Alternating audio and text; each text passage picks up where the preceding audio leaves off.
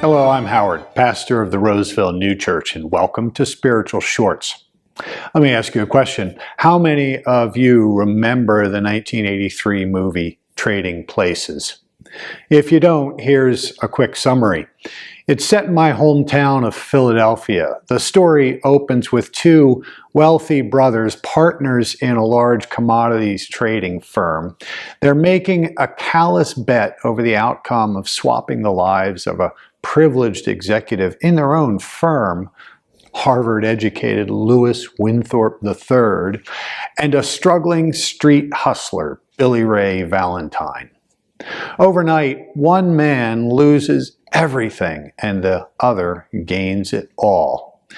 It's funny, it's outrageous, but at its core, it's about a complete reversal. Now, the Bible tells a story even more radical than that, one with stakes that go far beyond money or social class. It's the parable of the rich man and Lazarus. And like Trading Places, it's not just about two people. It's about the different parts of you, of me. The Lord tells us about a rich man dressed in purple, feasting every day. And right at his gate, out front of his home, a beggar named Lazarus, covered in sores, longing for the crumbs from his table. In Swedenborg's teachings, every character in Scripture represents something inside of us. The rich man, he's that part of us that knows truth. That's spiritually wealthy, our inner Winthorpe. The Lazarus in you, well, that's your humility, your hunger, that part of you that aches for goodness, for healing, for God, your inner Valentine. And here's the tragedy.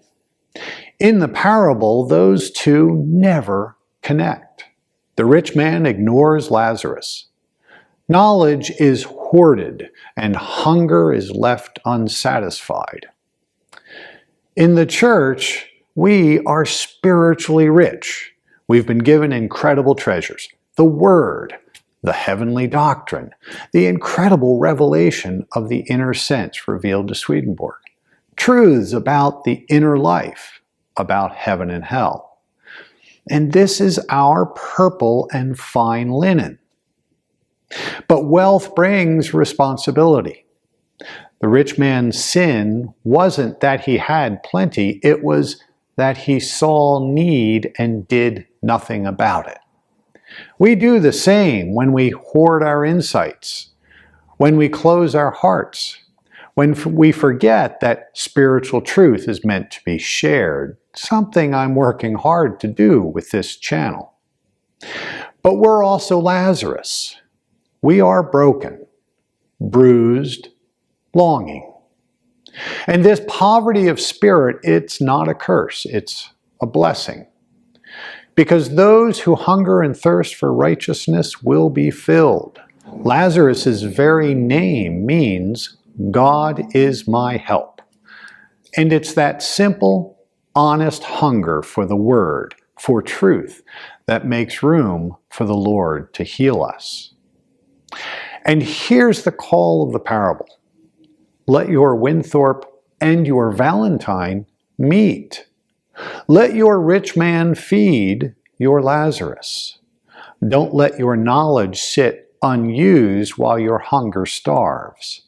Unite them, knowledge and goodness, truth and love, because that's when transformation happens.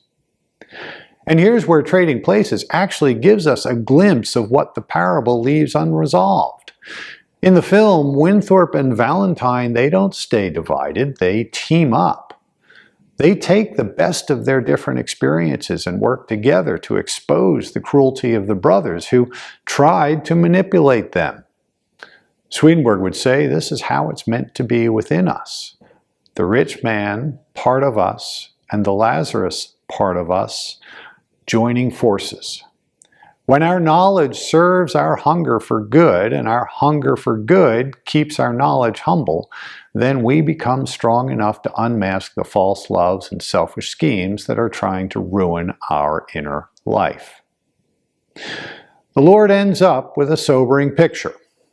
After death, Lazarus is carried by angels into heaven, but the rich man awakens in torment, not because God is punishing, but because self-love cuts itself off from the flow of heaven. That's the great gulf between them. The rich man begs for a miracle, but Abraham says, "They have Moses and the prophets, let them hear them." In other words, you already have what you need. You don't need miracles. We need to listen, and we need to live. Am I living the rich man, hoarding what I know? Or am I honoring the Lazarus in me, hungry for goodness, open to God's love? Unlike trading places, this isn't someone else's bet. This reversal is in your hands. You can let the proud part of you trade places with the humble. You can bridge the gap between what you know and how you live.